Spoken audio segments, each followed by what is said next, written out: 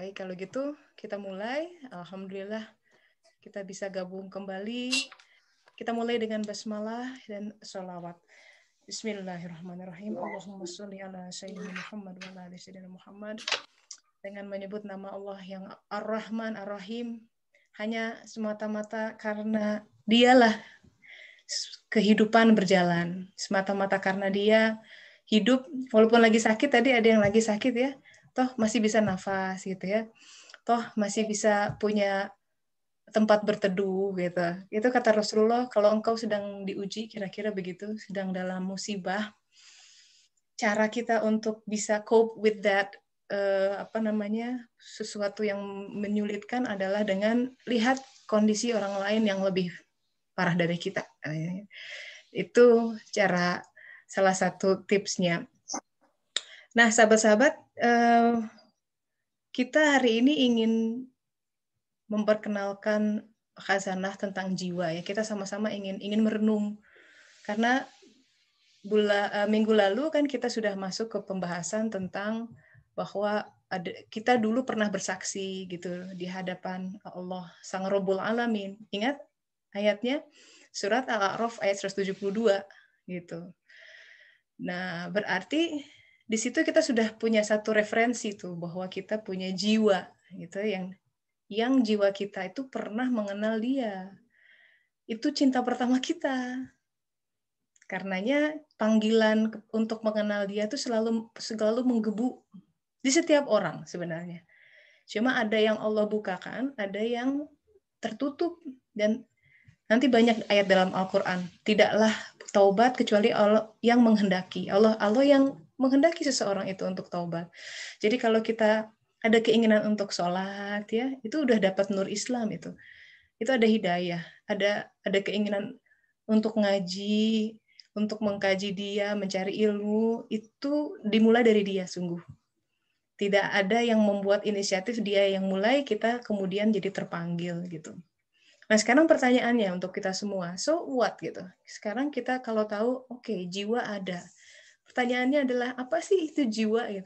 Karena sering dengar ya, kita sering lagu-lagu para pujangga menulis tentang belahan jiwaku, ya, jiwa terus gitu. Apakah itu sama dengan kan ada penyakit jiwa ya, psikiater itu ngurusinnya orang penyakit jiwa. Nah, itu kan pertanyaan besar. Dulu saya kuliah di kedokteran nggak pernah ngomongin jiwa. Ya sekali lah, namanya ilmu kedokteran jiwa 2 SKS.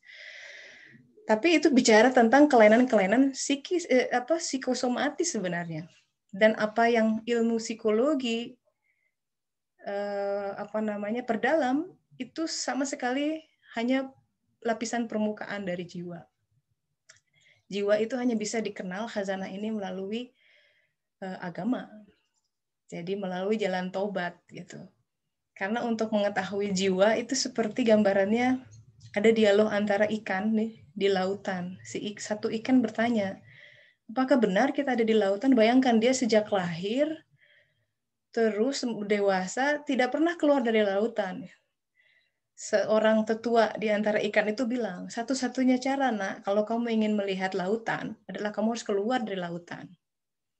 But it's very risky, karena ikan nggak bisa lama-lama ada di luar lautan, dia nggak bisa nafas gitu. Nah, itu simbolisasi ya. Makanya dalam Al-Quran ya itu suka ada ini ayat yang banyak disalahgunakan, salah pahami gitu ya. Silahkan coba cari itu di Google. Bunuhlah dirimu atau keluar dari kampung halamanmu gitu. Kayaknya ngeri gitu. Ini ajarannya kok bunuh diri, tapi kan harus komprehensif gitu. Nah, ini bicara tentang kalau ingin mengenal nafs, ingin mengenal jiwa, kita harus keluar dari pengaruh-pengaruh yang ada yang selama ini mengungkung kita, yaitu hawa nafsu, syahwat, dunia kita, baru si entitas nafs itu kerasa gitu. Nah, saya coba ini ada di slide-nya ada gambaran ya, just to give ada jembatan supaya kita, karena nafs itu Imam Al-Ghazali juga bilang susah untuk mengenal nafs. Maka kita mengenalnya dari jembatan, yaitu dari qalb. Jadi pertama mengenali qalb. dulu. Tapi apa itu qalb gitu? Sama kalau kita dulu, sekarang qalb ya, sekarang jasad manusia dibedah gitu. Qalbnya ada di mana sih gitu? Ya kan? Padahal sering disebut di dalam Al-Quran, qalb, jagalah qalb. Dan ini sasaran utama Allah, tidak melihat apapun. Yang dilihat ketakwaan itu adanya di dalam qalb, dan permasalahannya qalb kita itu seperti apa. Ini sering dibicarakan, kita sering dengar, but do we really know what we mean? Gitu. Ini menarik. Nah, sekarang kita lihat ya. Jasad kita ini ada, jadi ini gambarannya seperti ada piramida ya, 2 piramida yang apa namanya, dia satu sama lain seperti bayangannya. Jadi 4 titik ini adalah 4 elemen yang menyusun raga kita. Ini kalau di kedokteran timur, ya, Chinese medicine or Ayurveda gitu ya, atau zamannya Socrates, bukan Socrates, apa namanya, Hippocrates, ini dibahas tentang ini, bahwa kita tuh ada kandungan api, ada udara, air, dan bumi. Nah, setiap orang punya komponen terkuatnya dan punya komponen terlemah. Dan itu diantaranya genetically gitu. Kalau badan itu diturunkan. Jadi kalau orang tua kita, saya misalkan punya asma karena ibu saya juga punya asma gitu. Jadi ada karakteristik genetik yang diturunkan. Setiap orang punya komponen yang lemah dan punya komponen yang kuat. Jadi orang dari sini pun karakter orang terbentuk. Maka ada terbentuk orang yang cenderung sanguinis, itu dia fiery, pembawaannya tuh semangat gitu ya, seneng makan yang pedas-pedas biasanya gitu ya. Terus ada yang bawaannya tuh tenang, seperti diam seperti bumi gitu. Biasanya organ yang lemahnya tuh di daerah perut. Nah kayak gitu-gitu. Ini menarik. Itu satu ilmu khusus membahas tentang itu. Tapi yang saya mau tekankan di sini adalah cetakan raga kita itu sebenarnya datang dari cetakan jiwa. Nah, pengetahuan yang membawa kita kepada saya itu punya jiwa, itu sebenarnya harus merenung kita. Karena hadisnya banyak ya. Jadi di antara semua yang syariat ini, semua syariat Islam itu ada dimension, ya, inner dimension. Contoh ya, ada hadis Rasulullah mengatakan yang selalu saya terkesan itu, satu, kalau ada hujan, makanya Rasulullah tuh kalau hujan sampai keluar ya, sampai kayak berdansa gitu, menari menyambut kedatangan hujan. Ada yang mengira bahwa ya mungkin karena di Arab kan jarang hujan, begitu turun hujan, wow, saking disambut.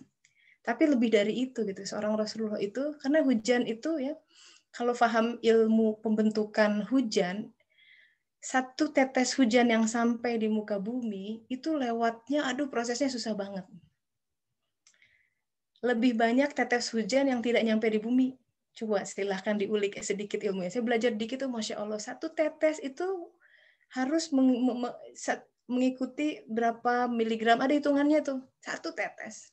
Jadi ini dicipta melalui sebuah proses yang sangat complicated di langit.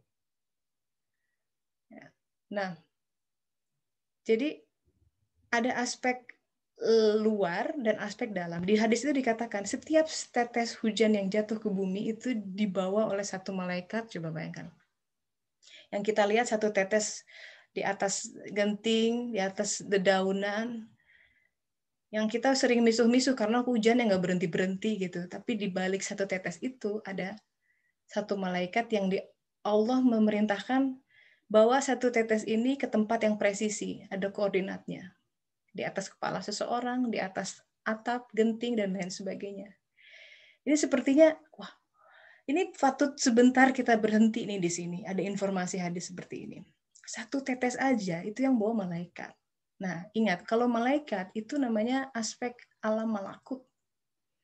Malaikat itu satu alam dengan jiwa kita. Sama-sama dicipta dari cahaya. Makanya jiwa itu interaksi dengan malaikat. Makanya kalau meninggal, begitu bangun jiwa, raganya sudah mati. Begitu bangun si jiwa, langsung dia bisa melihat malaikat yang berkata man robuka gitu. Dan memang satu alam. Tapi di situ juga kita patut melihat, kalau satu titik air itu yang bawa satu malaikat, betapa di setiap detik, di setiap titik kejadian di bumi ini, itu selalu ada aspek dimensi lain yang menyertai. Ini yang menarik. Nah, ini yang harusnya kita tangkap, karena di balik itu berarti ada makanan buat jiwa. Satu tetes air. Kemudian kita kembangkan. Berarti satu email, satu pesan, nah, semuanya berarti semua ada aspek dalamnya. Maka semua syariat yang Rasulullah SAW ajarkan itu juga harus sampai ke aspek dalam. Agar kita sholat tidak hanya, kalau orang Sunda bilang cungkelik cungkedang gitu ya, cuman dulu hilang gitu, cuma raganya saja, tapi tidak membawa hati kedekat sama Allah Ta'ala. Padahal sholat itu cara untuk jiwa kita tumbuh. Nah, kalau sudah sekian lama sholat, kemudian jiwanya merana, berarti bertanyakan kualitas sholatnya. Ciri jiwa yang tumbuh adalah akalnya makin kuat. Akal jiwa itu disebut, ada macam-macam. At-Tirmizi bilang 7 tingkatan. Di dalam Al-Quran disebut, ada namanya fuad, afidah, sampai dengan lub. Ya. Nah, akal ini kalau dia faham, nggak akan dia khawatir dengan kehidupan, ya, cemas yang tak berujung, galau, ya, beku hati, itu tanda-tanda jiwanya sedang beku. Dan karena jiwa itu juga, nah yang menarik, ada barzakh di antara jiwa, yang di atas ini ya, piramida ini adalah dari jiwa jadi langit, di bawah adalah raga. Di tengah-tengahnya itu kalau kita tarik garis itu qalb. Nah, ini adalah sasaran pandang Allah gitu. Dia tidak melihat kepada jasad karena sudah it's given, jasad kita tuh sudah ada cetaknya. 120 hari ditentukan 4 hal di dalam hadis. Usianya kapan? Jadi sudah tahu nih expired date. Ini hanya kendaraan sementara. Si jasad ini kendaraan buat jiwa untuk dia berkiprah di dunia ini. Nanti di alam-alam berikutnya dia punya kendaraan lain. Nah, cuma kita harus paham bahwa tema besarnya adalah kita harus paham pembelajaran yang ada di balik semua fenomena lahiriah. Itu kenapa ilmu tentang kita tuh punya jiwa gitu ya. Itu juga harus membawa kita kepada kehidupan yang tampaknya fisikal, ini ada inner dimension di situ. Makanya hadis-hadis semua ya, contoh, tidak akan masuk malaikat ke rumah yang di dalamnya ada anjing, gitu kan? Ada aspek lainnya, hikmah, the inner dimension adalah, kalau sekedar begitu ya sudah berhenti saja. Tapi kita harus paham yang rumah itu, kalau ada kata-kata baitullah, itu qalb. Karena tempat Allah bisa bertajalli di dalam insan itu di qalbnya. Gitu. Nah, jadi kalau rumah yang ada anjing itu maksudnya rumah yang dalamnya ada anjing itu ada unsur setannya, sahabat-sahabat. Ada unsur iblis, ada unsur.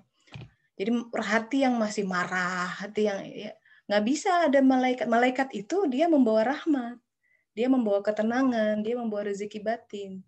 Jadi arti lain dari hadis itu adalah tidak masuk malaikat orang yang ya kalau masih ada kedengkian, masih marahnya lama banget gitu ya, dendamnya bertahun-tahun tidak hilang, otomatis tidak ada aspek cahaya yang masuk ke ruangan itu. Gitu. Nah, tentang anjing ini contohnya ya, kenapa syariat Islam itu tidak sekedar syariat, itu sudah syariat agama ya. Ada kisah menarik nih di Injil Barnabas. Kenapa anjing itu ludahnya jadi najis gitu ya. Jadi dikisahkan di dalam Injil Barnabas tentang penciptaan Adam alaihissalam.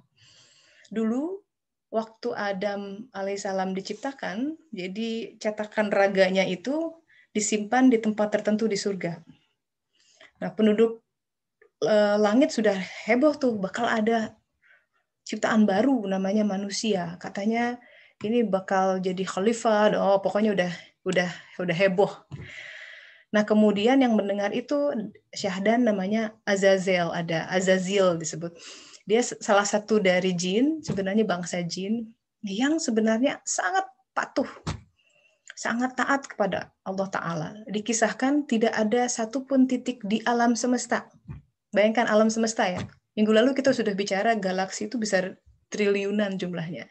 Yang namanya Azazil, itu tidak ada satu titik pun di alam semesta yang dia belum pernah beribadah. Bisa dibayangkan kualitas ibadahnya seperti apa. Kita kalah semua. Karena umurnya juga panjang gitu ya. Toh itu terjatuh juga dengan izin Allah Ta'ala. Di dalam khazanah sufisme itu kecemburuan Azazil tidak mau sujud ke hadapan Adam alaihissalam adalah karena diakibatkan cintanya yang sangat kepada Allah Ta'ala. Ada aspek lain, jadi ada cara pandang lain. Karena dia nggak mau, karena aku hanya ingin sujud sama Allah Ta'ala. Kenapa aku suruh sujud sama Adam? Gitu. Tapi yang dia tidak paham, ini makanya kemudian terhukum. Allah punya skenario lain. Dia tidak paham bahwa Adam itu bukan sekedar cetakan tanah liat, tapi dia punya jiwa yang berasal dari Nur Muhammad. Ceritanya jauh lagi. Nah, tapi to make the story short, pada saat itu Azazil kemudian membuat suatu makar. Dia menghasut penghuni surga lain. Saat itu ada ular, ya. Ular itu bentuknya besar seperti ular naga yang punya kaki dan kuda gitu ya. Karena mereka punya akses ke tempat di mana taman di mana jasad Adam itu digeletakkan, yang dijaga ketat oleh para malaikat. Dan si ular sudah dihasut begitu, ya udah kamu menyelundup saja masuk ke dalam mulutku sehingga tidak terlihat oleh malaikat. Masuklah mereka bertiga dan kemudian menginjak-injak kuda, kemudian menginjak-injak jasadnya Adam. Wah, heboh semua ya. Sampai sempat suatu ketika si iblis itu meludah ke atas cetakan tanah Adam. Kebetulan ludahnya itu mendarat di daerah perut, pas di tengah. Nah, kemudian kata Allah, itu ambil. Jadi itu sudah bercampur, karena sudah ada bagian tanah yang sudah bercampur dengan ludah iblis, jadi diambil setanah-tanahnya, sedikit. Nah, itu menyisakan suatu ceruk yang sekarang jadi puser, ya, udel kita. Diabadikan. Nah, kemudian dari campuran tanah dan ludah iblis itu dibentuklah anjing. Itu kenapa anjing itu sahabat dekat manusia, karena dia punya satu komponen yang sama gitu. Itu kenapa pula ludah anjing najis dan harus dicuci ya. Bukan berarti kita jadi nggak suka anjing, cuma harus apik aja gitu, karena itu ada historinya gitu zaman dulu. Nah, seperti itulah kira-kira. Jadi ada aspek, ada dimensi lain gitu dari semua syariat yang diturunkan di dalam agama ini. Makanya harus dua-duanya dapat gitu. Karena contohnya seperti ini ya. Kalau kita beli buah di pasar gitu ya, buah itu kan punya kulit, punya isi. Kalau kita bilang, oh syariat itu nggak penting, yang penting dalamnya, itu seperti kita memilih buah, coba mau nggak? Itu buah geletakan itu, jeruk, wah enak, tapi tidak ada kulitnya, pasti kotor. Jadi kulit tuh berfungsi untuk melindungi. Tapi beli jeruk nggak ada isinya juga buat apa ya? Kita nggak makan kulit jeruk. Ya, jadi antara aspek syariat lahir dan syariat batin itu suatu hal yang satu paket, melengkapi. Nah, masih bicara tentang jiwa ya. Ini menarik. Dalam sejarah, ini Wali Songo yang namanya juga wali ya. Jadi di dalam bimbingan Allah Ta'ala mengajarkan kepada kita tentang disimbolkan dengan wayang golek. Ini tentang shadow puppet. Yang menarik ini seperti ini. Kalau pernah lihat wayang golek ya, itu desainnya bagus, dikasih warna ya, warnanya detail, ada yang perak, ada yang emas. Yang menggelitik adalah kenapa penonton hanya melihat bayangannya. Jadi posisi penonton di belakang layar. Itu menarik tuh. Di situ kemudian menggelitik. Nah, jadi sang waliullah ya ingin menerangkan bahwa yang kita lihat di dunia ini itu seperti bayangan yang muncul di layar. Jiwa kita itu bagaikan wayang yang sebenarnya yang sedang di dalangnya Allah Ta'ala yang pegang. Harus ada sumber cahaya yang kemudian memunculkan bayang-bayang itu. Ini simbol dari ruh, ada jiwa, dan ada raga. Begitu. Nah, sekarang kita masuk kepada Al-Qur'annya. Kalau kita bicara tentang jiwa, tentang raga, biasanya dalam Al-Quran itu digambarkan padanannya simbolisasinya dengan langit dan bumi. Maka kalau di surat Fussilat ada beberapa ayat dikatakan tentang 6 hari pembentukan langit dan bumi, jadi 4 hari bumi dibentuk, 2 hari langit dibentuk, itu bicara tentang 4 hari pembentukan jasad, which is equal dengan 40 tahun. Makanya ada doa usia 40 tahun dalam Al-Quran. Dan 2 hari pembentukan bumi. Jadi usia 40 tahun ke atas itu jiwanya harus sudah naik. Kalau dalam Al-Quran dikatakan dari langit yang 1 jadi 7. Ya, makanya Rasulullah kemudian mengatakan juga usia panen umatku itu usia 60 sampai 70 tahunan. Itu sudah si jiwanya panen. Apa itu panen? Pohonnya sudah berbuah. Nah, kita bicara pohon ya. Kita lihat Al-Qur'annya surat Ibrahim, surat ke-14 ayat ke-24 sampai 25. Jadi seringkali manusia digambarkan dengan pohon gitu dalam Al-Qur'an. Kita baca ya, auzubillahiminasyaitonirrajim. Artinya, tidakkah kamu perhatikan bagaimana Allah membuat perumpamaan kalimah yang baik? Jadi kalimah thayyibah. Kalimah thayyibah ini seperti pohon yang baik. Apa itu pohon yang baik? Kalau dia akarnya menancap kuat ke tanah dan cabangnya menjulang ke langit. Dan pohon itu menghasilkan buahnya pada setiap saat dengan izin Robnya. Jadi kualifikasi pohon yang baik, pertama akarnya menancap kuat ke tanah.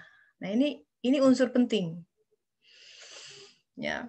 Jadi ada cerita tuh dulu namanya Biosphere Experiment gitu di Arizona, ada sekelompok peneliti yang membuat di Arizona tuh ada padang pasir di Amerika. Dia bikin lab kubahnya besar gitu, ingin membuat tropical forest di tengah-tengah gurun. Bisa nggak gitu? Ternyata berhasil gitu sampai kepada beberapa bulan kemudian para ilmuwan memerhatikan ada pohon-pohon yang tiba-tiba tumbang sendiri. Ya, ada hitungan bulan, ada hitungan tahun, ada pohon-pohon yang udah senang mereka bisa tumbuh. Jadi supaya mereka cari cara di lahan yang gurun ya, yang seolah-olah tidak bisa ditumbuhi apapun sekalipun, kalau mereka dengan teknologi bisa. Ternyata mereka kecewa, ada beberapa pohon yang sudah tinggi, tapi runtuh, tumbang dengan sendirinya. Dan begitu diulik, ternyata masalahnya di akar. Jadi pertumbuhan pohon apabila tidak disertai dengan akar yang kuat, hanya menunggu waktu, wajar ya, dia makin tumbang. Ternyata kemudian disadari mereka lupa, kehilangan menyertakan satu hal, yaitu tidak diberi angin yang cukup kuat. Akarnya kuat, agar akarnya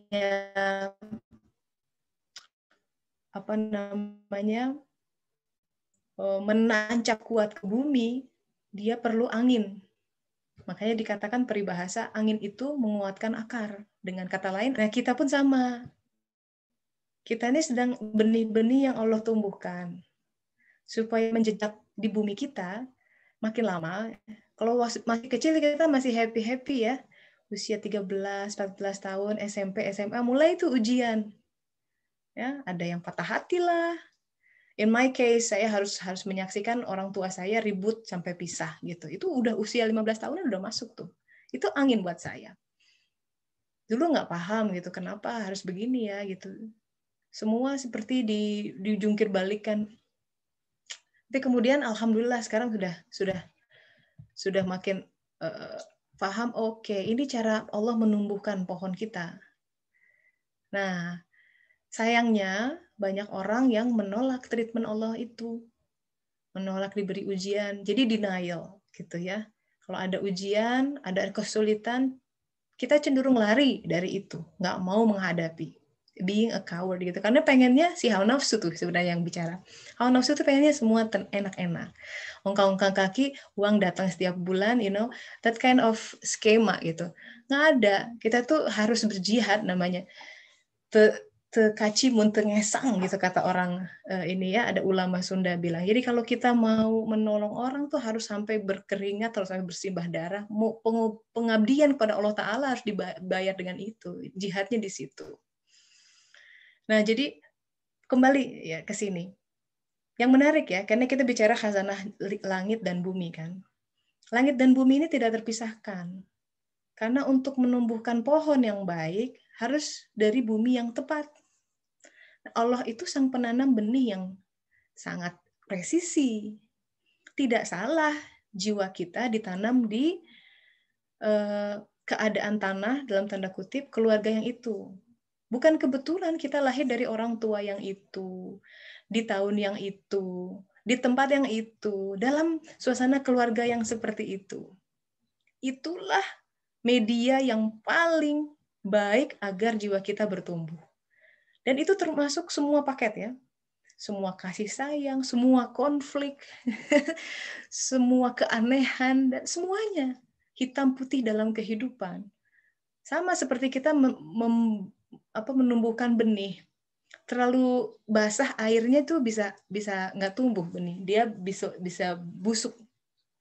Atau terlalu kering dia pun tidak bisa tumbuh gitu. Nah, jadi ini surat Ibrahim 24-25 itu bicara tentang pohon yang baik. Kalau kita bicara pohon, dari gambarnya kita lihat dia ada akar, ada batang, ada hadis Rasulullah juga nanti yang bilang bahwa akar itu iman, gitu ya, batang takwa, nanti ada buahnya.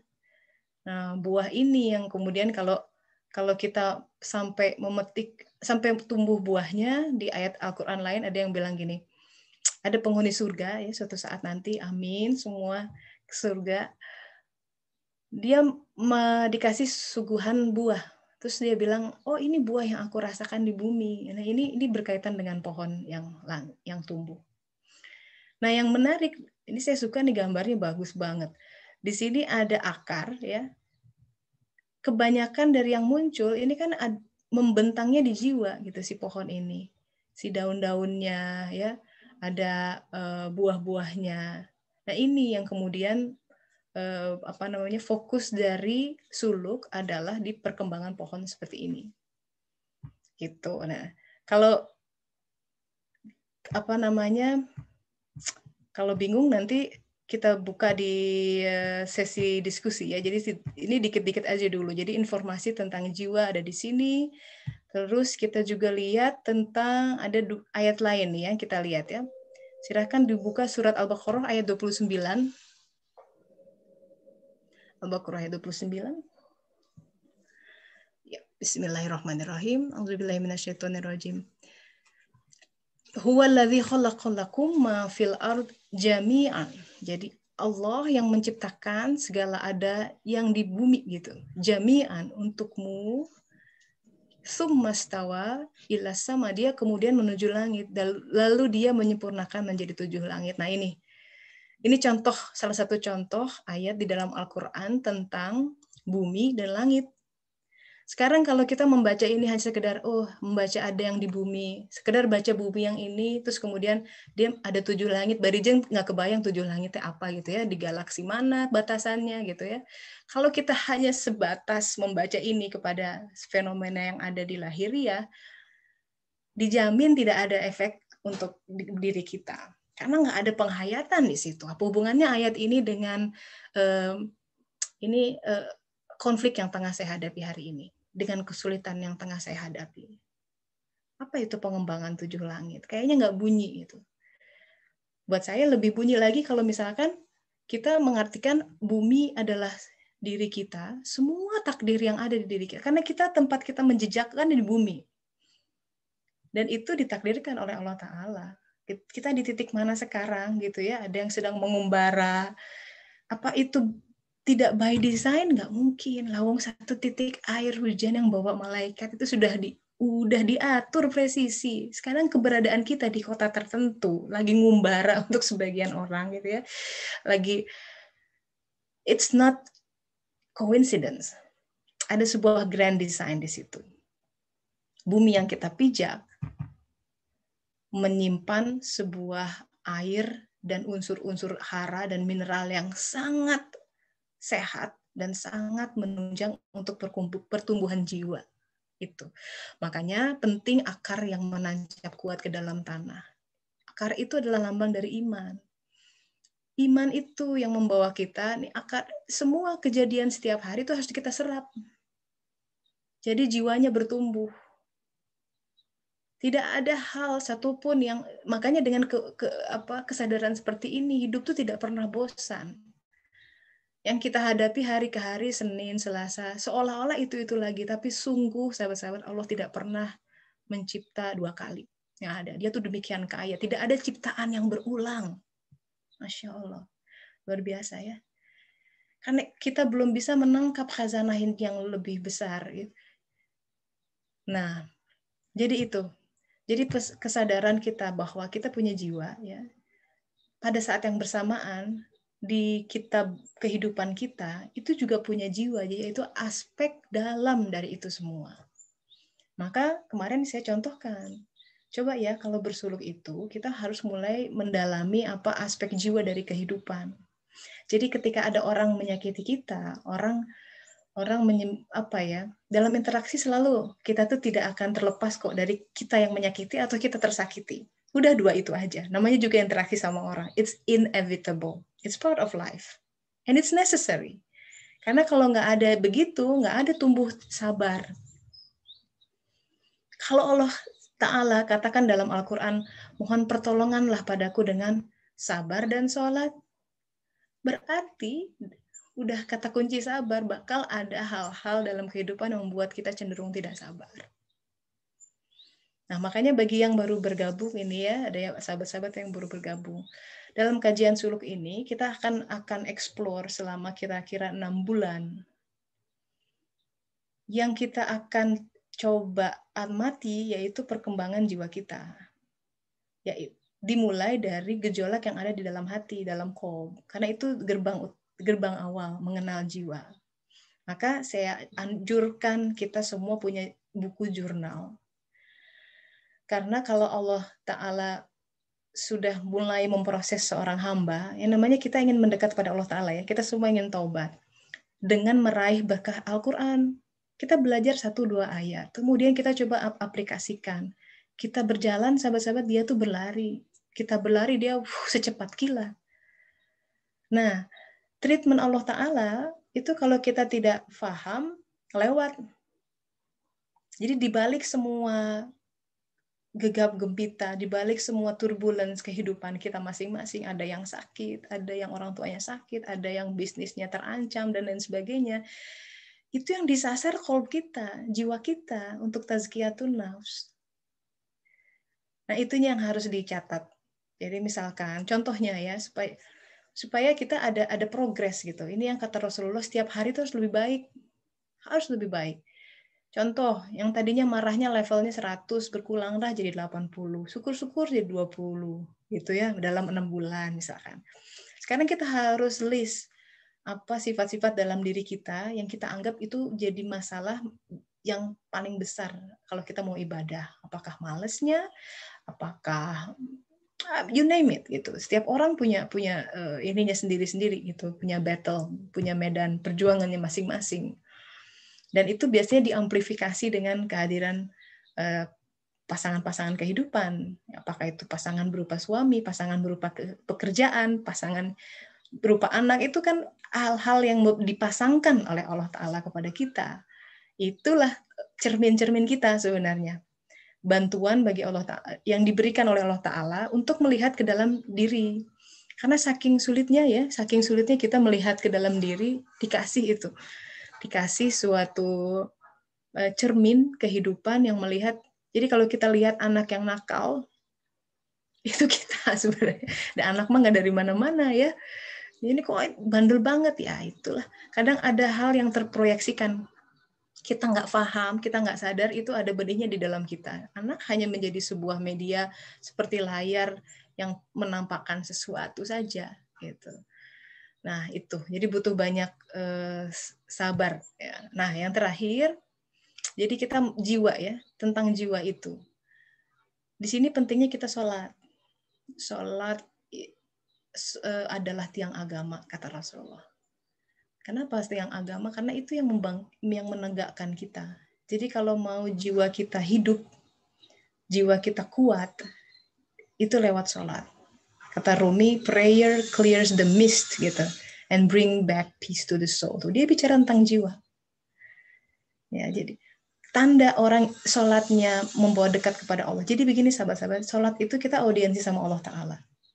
Kalau di hati kita tidak ada halangan, hanya kita sama Allah Ta'ala, maka kehadirannya, kalau dia hadir, ini masalahnya kita mengenyahkan hijab hati. Kalau dia hadir, cahayanya itu menerpa kita. Si jiwa makin kuat. Kalau cahaya jiwa makin tinggi, itu akan terpancar ke akhlak dia. Akan terpancar ke dia makin paham. Oh, saya jadi paham kenapa saya ditakdirkan begini. Perlahan demi perlahan akan ada suatu transformasi di dalam diri kita. Gitu. Makanya 5 waktu dijaga gitu, karena potensi untuk tersesatnya besar gitu. Rasulullah saja mengatakan aku taubat sehari 100 kali, 70, ada yang bilang 70 sampai 100 kali. Itu seorang Rasulullah. Nah, itu kira-kira kita coba elaborasi lagi lebih dalam. Mungkin sahabat-sahabat juga ada pengalaman tentang ini, bagaimana kita memadankan jasad dan jiwa kita.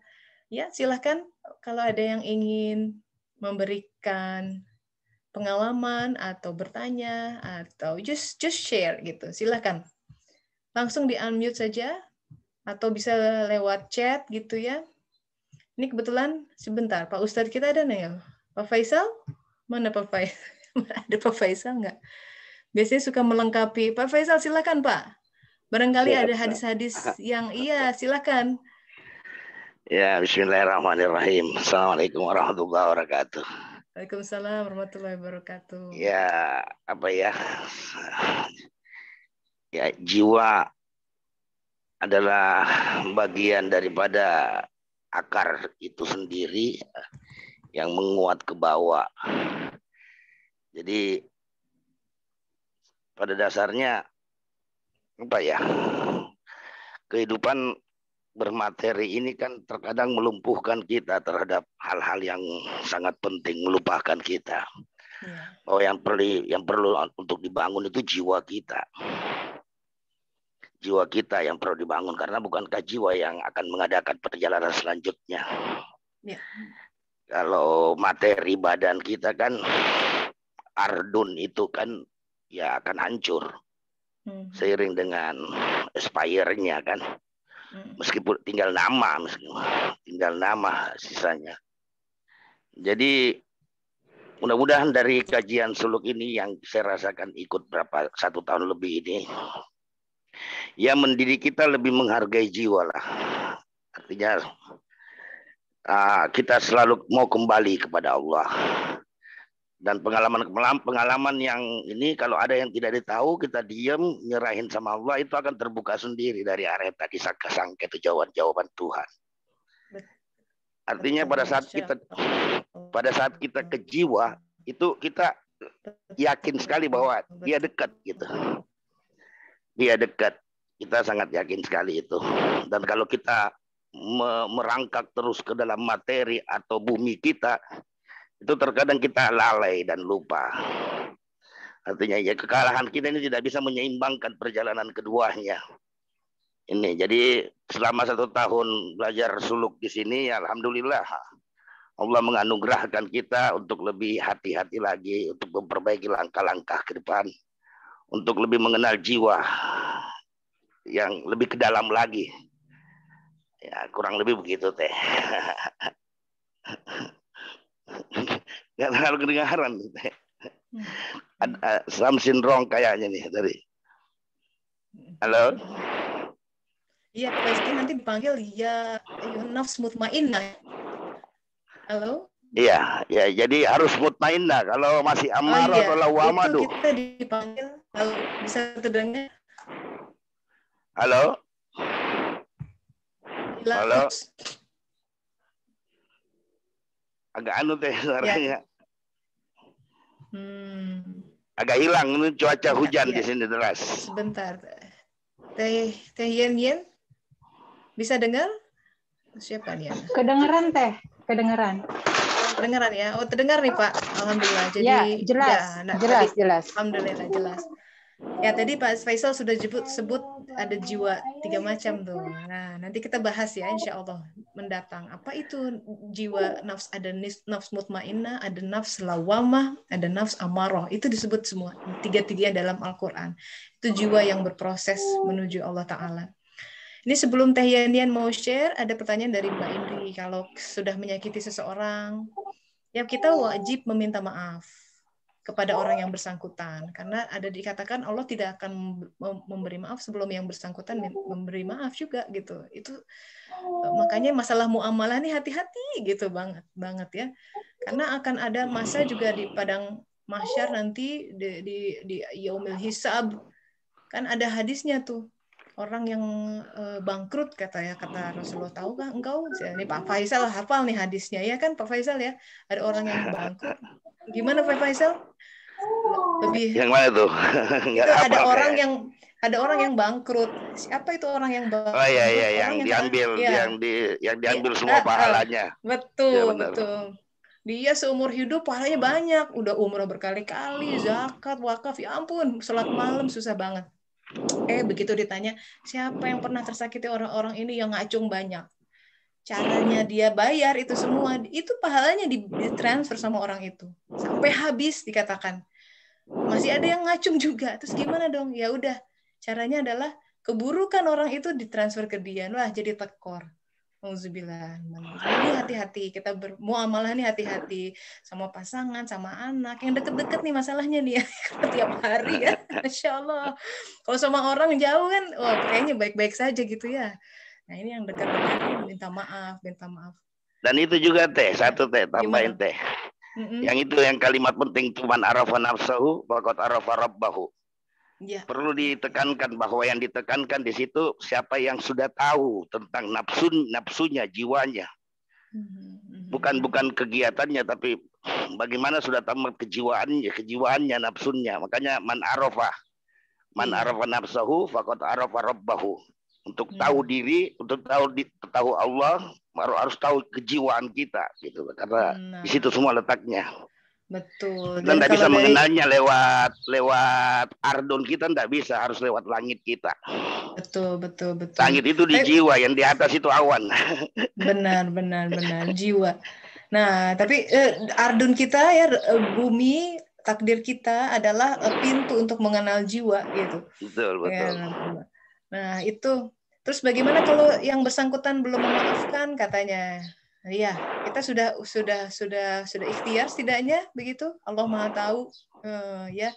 Apakah Allah memaafkan atau tidak itu semua dalam genggaman. Yang penting tugas kita banyak istighfar, berbuat baik, seperti itu saja. Ya. Alhamdulillah. Ini Teh Yenian udah ngacung nih. Silakan Teh Yenian. Mau sharing? Bismillahirrahmanirrahim. Assalamualaikum. Ya. Waalaikumsalam warahmatullahi. Ini Teh Yenian mudah-mudahan kenal sama ini. Yes. ada beberapa Teh Dini. Oh iya banyak Teh Dini ya. Baru sering lihat Teh Dini di berbagai pengajian. Alhamdulillah. Oh, wah Teh Dini berbagai pengajian online. Eksis banyak ini Teh Dini ini. Edun. Teh Dini ini di daerah Montpellier ya. Betul Teh, di daerah ya, di daerah selatan. Oh, jauh dari Paris mah berarti ya? 900 km. Wow. Oke, jauh ternyata. Alhamdulillah. Iya. Ini kompak juga nih ibu-ibu di Perancis ya? Iya, alhamdulillah, masya Allah ya Teh. Alhamdulillah. Alhamdulillah. Ya. Banyak, alhamdulillah. Alhamdulillah ya, sambil sekalian silaturahmi ini sama semuanya. Iya, ini Teh Yandian silahkan mau share apa? Iya, sebelumnya mau terima kasih Teteh dengan mengadakan bukan harus ya, menganjurkan adanya buku catatan. Terbantu ternyata ya, lebih mudah memetakan sesuatu jadinya. Yang asalnya itu kalau asalnya kalau misalnya kita mengalami sesuatu terus bertafakur, oke, diberi pemahaman oleh Allah, tapi setelah itu lewat lupa.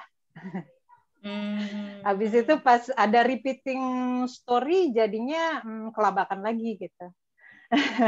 Jadi kalau kita ingat minggu lalu kan Teh Lin sharing ya bagaimana adanya transformasi melalui dengan interaksi dengan Al-Qur'an. Kalau sekarang saya mau sharing keluar dari darkness area. Wow, gimana tuh ceritanya? Di usia 20-an itu pernah mengalami gonjang-ganjing gitu kan Teh ya. Terus kemudian Allah angkat, Allah bantu, Allah tarik. Alhamdulillah sampai merasakan kembali nikmatnya berinteraksi dengan Allah. Tapi kan waktu itu kan belum tahu ilmu suluk ya. Belum tahu. Jadinya lewat begitu aja. Waktu itu tuh saking merasa nyamannya berinteraksi dengan Allah, sempat ada terucap gitu, ya Allah boleh nggak ambil saya sekarang? Karena saking takutnya Teh. Saking takutnya terpuruk lagi gitu. Saking takut kembali kegelapan apapun itu dalam bentuk apapun itu.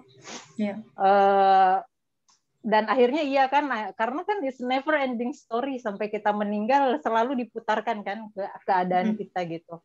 Dan akhirnya begitu didatangkan lagi sesuatu yang memang untuk ujian-ujian untuk menumbuhkan jiwa itu, akhirnya seringkali saya kalah gitu. Nah, akhirnya ini dengan ada catatan ini yang Teteh sarankan itu, ini sayang, atau anak-anak lagi libur sekolah. Oh iya, oh gitu. Wow, saya minggu depan. Ini liburan musim semi ya? Musim dingin. Terus? Musim dingin. Oh, masih Afik Papa, Sherry. Afik Papa. Oke, jadi saya coba ini Teh Kenapa, Nak? Oh, Masya Allah. Mencoba memetakan gitu. Yang itu yang sifat-sifat yang menjadi penghalang menuju Allah itu. Kemudian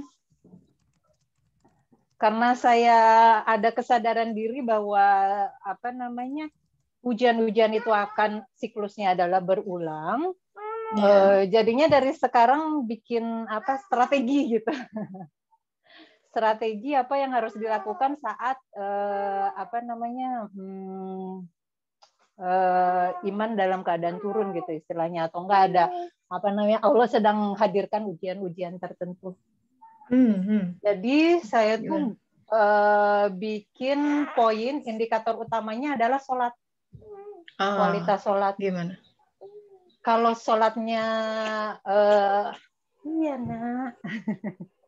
Kalau sholatnya sulit di awal waktu, itu artinya there's something wrong, ada hal yang harus dikalibrasi ulang.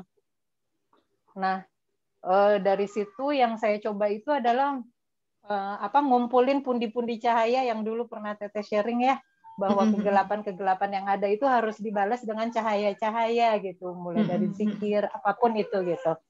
Nah, jadi karena indikatornya sholat cahaya-cahaya yang adanya itu, kalau misalnya seperti baca Quran, kalau misalnya sulit baca Quran yang 100 ayat per hari itu minimal, saya pasang murotalnya, seenggaknya jiwa masih mendengarkan gitu. Nah, itu sepanjang malam sampai ketiduran saya nyalain, hitung-hitung ngabisin kuota internet. Karena kan kalau di sini kuota internet itu sebulan 50 giga Teh. Wow, banyak sayang ya. kan kalau nggak kepake. Banyak. Iya. Nah, jadi saya pasang itu semalaman di kamar anak-anak juga.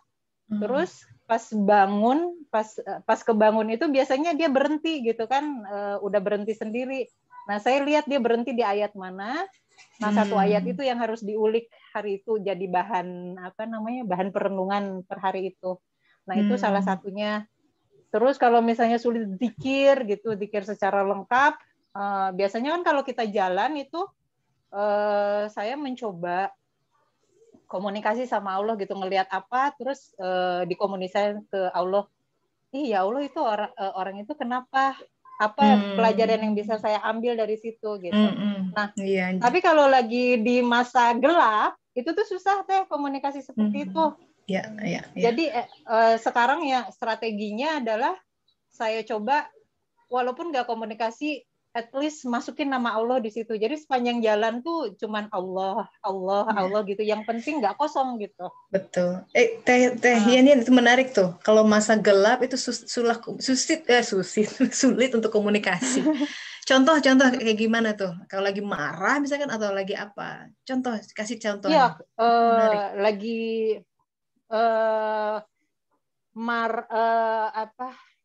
kalau saya yang paling berat saat ini adalah adiktif terhadap game itu ya, Teh, yang pernah saya ceritain.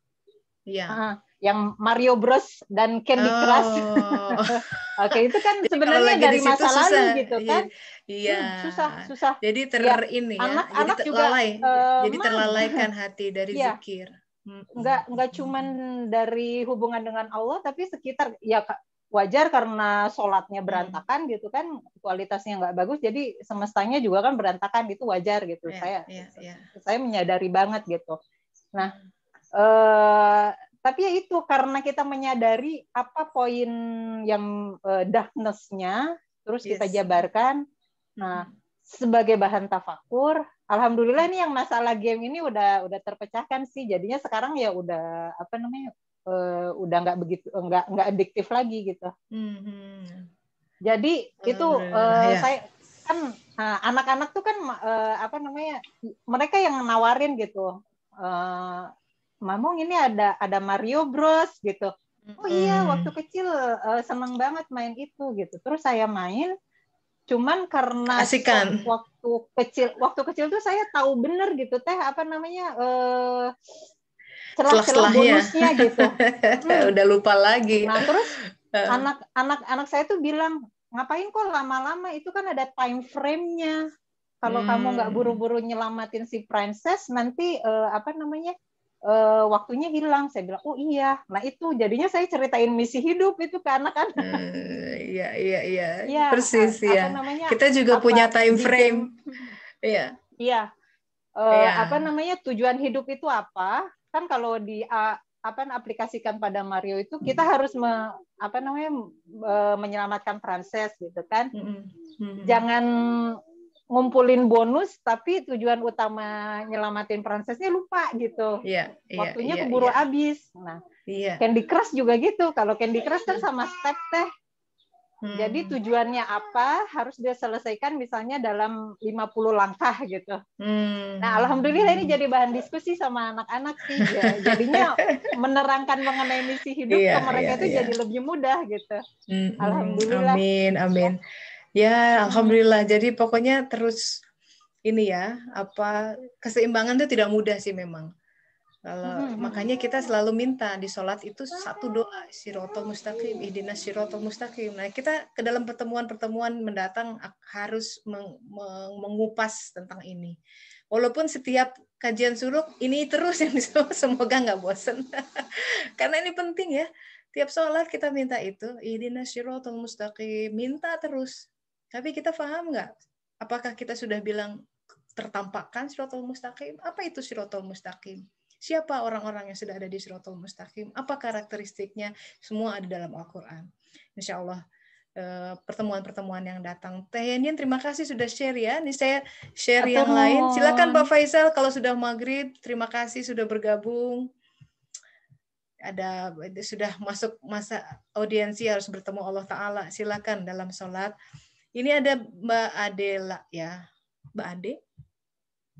Alhamdulillah ini tentang, jadi panjang juga nih, tapi tentang pilihan sekolah anak ya. Jadi Mbak Ade langsung bicara aja deh, supaya langsung. Silakan. Saya baca sekilas di sini.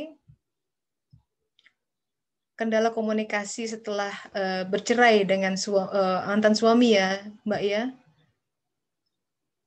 Mbak Ade silakan bisa di unmute. Ya, Assalamualaikum Teh. Waalaikumsalam warahmatullahi wabarakatuh. Silakan Mbak. Alhamdulillah untuk kesempatan ini bisa ikut hadir ya. Biasanya terkendala signal Teh.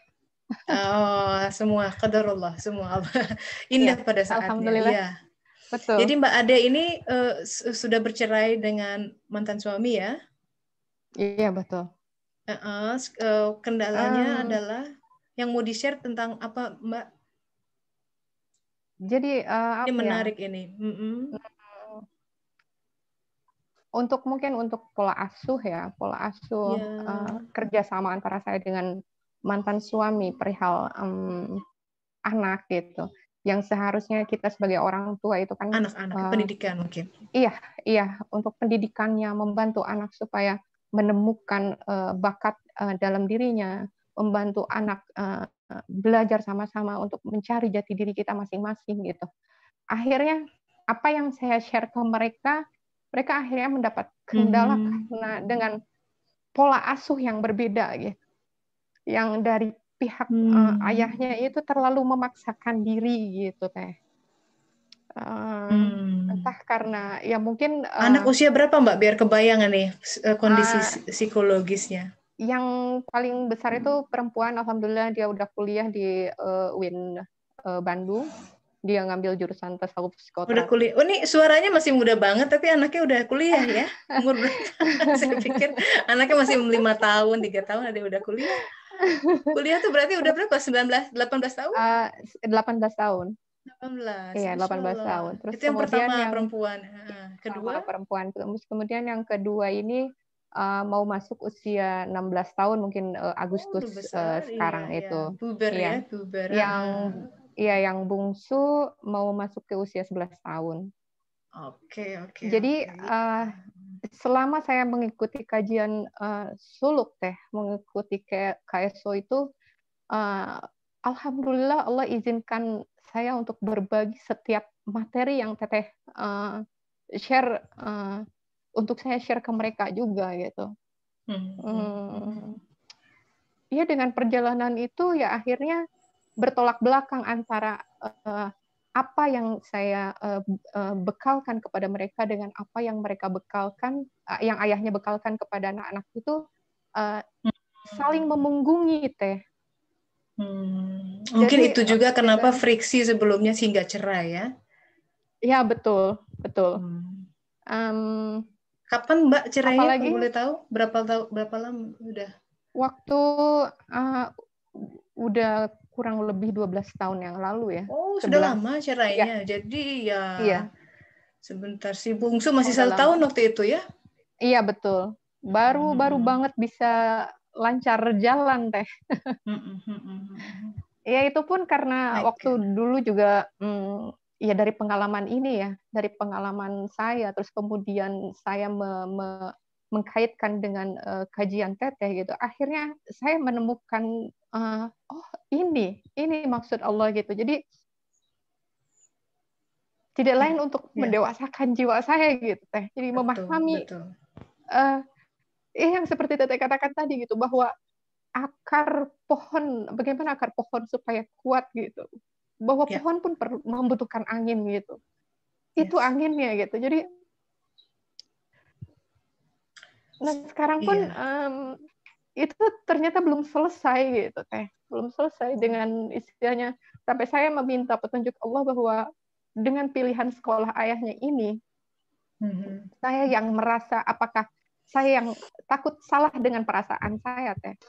Saya minta petunjuknya Allah gitu. Takut kasih sayang saya, perhatian saya untuk anak-anak bisa memahami perasaan anak-anak itu, apakah itu karena hawa nafsu saya sebagai ibu ataukah memang saya nggak tahu gitu Teh.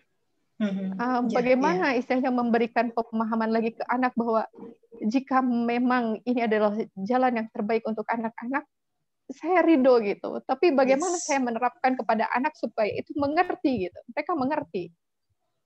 Baik. Mbak Ade, saya turut berempati dengan kondisinya. Sudah 12 tahun jadi single mother ya, melalui perceraian dengan anak-anak, dengan pola pengasuhan yang bertolak belakang. Saya bisa paham di situ sumber-sumber konfliknya. Buat anak juga jadi bingung mungkin ya, maksudnya dia harus melihat dua yang berbeda. Ya, tapi gini ya, anak-anak itu bukan anak kita sebenarnya. Mereka datang lewat kita ya, tapi bukan milik kita. Anak-anak itu sepenuhnya berada dalam genggaman Allah Ta'ala. Maka selalu harus ada ijab kabul gitu. Contoh begini, saya kasih contoh, ini cerita epik. Seorang Ismail alaihissalam. Ismail alaihissalam itu begitu lahir, masih bayi, datang perintah Allah, dikirim sama ibunya, ditinggalkan di lembah yang kering. Ini kan ceritanya begitu. Sampai Siti Hajar, tapi seorang mukminah luar biasa ya. Beliau bertanya, pertanyaannya cuma satu. Jadi begitu Nabi Ibrahim bawa dia, ini nggak nanya apa-apa, tapi begitu Nabi Ibrahim mau pergi, dia tahu dia akan ditinggalkan di tengah padang yang kering sama anaknya. Dia bukan kok aku ditinggalin? Bukan marah-marah. Dia cuma satu pertanyaan dan satu yang jitu. Wahai Ibrahim, apakah ini petunjuk Allah? Nabi Ibrahim nggak bisa ngomong, cuma bisa ngangguk. Ya, ini petunjuk Allah. Kalau begitu, Allah yang memberi petunjuk tidak akan menyia-nyiakan aku, katanya gitu. Kalau ini petunjuk Allah, tenang akan. Dan terbukti. Di situ ketemu sumur Zam-Zam. Ketemu in later years, di situ tempat di mana Ka'bah didirikan. Gitu. Jadi, dengan hanya melalui itu justru seorang Ismail terbentuk jadi nabi gitu. Sesuatu hal yang nggak masuk akal buat kita gitu. Kalau udah dalam paham kita sekarang, wah kan anak istri ditinggal jauh gitu, mungkin sudah diadukan ke pengadilan atau dan lain sebagainya. Maksud saya adalah banyak hal yang tidak terduga dalam kehidupan. And Mbak Ade, you did your best. I'm sure you did your best gitu. Kan Mbak Ade adalah seorang ibu, saya juga seorang ibu. Kita mau memberikan yang terbaik buat anak-anak kita gitu. Cuma kadang our best itu kadang-kadang bisa jadi pas atau tidak gitu sama anak-anak. In your case ada variabel suami. Nah, di sini harus cantik komunikasinya. Karena kalau masalah pemilihan sekolah bisa ribut, yang jadi korban anak-anak gitu. Jadi kita harus cari argumentasi yang baik gitu, cari celah-celah yang baik, dan kadang kita juga harus take and give gitu. Dalam hal kita nggak bisa semua hal yang kita inginkan terraih juga pada saat yang bersamaan. Ya ada ketemu di tengah seperti itu. Tapi maksudnya adalah Al-Quran menyatakan jangan orang tua dibuat susah oleh anak-anaknya gitu. Yang penting kita melakukan yang terbaik. Kita doakan, itu penting gitu ya. Kalau perlu saum khusus untuk mereka gitu. Ini untuk mereka, untuk dijaga jiwa-jiwanya gitu ya. Sholat khusus, semua ibadah buat mereka gitu kalau lagi. Dan di situ setelah itu kita tinggal tawakalkan kepada Allah Ta'ala. Gitu TAD ya. So selama kita tawakal kepada Zat yang Maha mencukupi, insya Allah semua akan dengan tak terduga akan terbuka jalannya. Gitu Mbak Ade, semoga Allah memberi kekuatan ya menjalani ini. Anak-anak juga diberi kedamaian, dituntun semua dengan jalannya masing-masing. Insya Allah jadi orang-orang yang kuat. Amin. Gitu Mbak Ade ya, ini kalau waktunya sudah habis nih, masih ada satu pertanyaan di chat. Ada dua nih. Sebentar saya bacakan dulu ya. Dari Mama Zafran, Waalaikumsalam warahmatullahi wabarakatuh. Selama di KSO bisa belajar banyak. Oke, pelajaran yang paling adalah tazkiyatun nafs agar dari perbuatan dosa kita menjadi solusi penguatan kepribadian dengan banyak taubat, ibadah, dan sholat. Amin ya. Mbak Firosa cerita tentang memakan buah di surga. Apa ya, buah yang kita makan adalah hasil segala kebaikan kita dunia? Ya tentu saja itu berkaitan dengan amal soleh. Ya, amal soleh. Silahkan untuk bagian Makassar dan sekitarnya sudah masuk maghrib dan waktunya juga sudah habis. Alhamdulillah, terima kasih sahabat-sahabat untuk silaturahminya hari ini. Insya Allah minggu depan kita lanjutkan telusuran kita tentang khazanah jiwa ini. Terima kasih ya, mohon maaf untuk semua kekurangan. Kita tutup dengan alhamdulillah. Alhamdulillah. Hatur nuhun Teh Tessa. Hatur nuhun Teh Tessa. Terima kasih semuanya. Terima kasih semua ya. Lahir batin. Salam semua. Teteh dan semuanya. Jazakallah khair.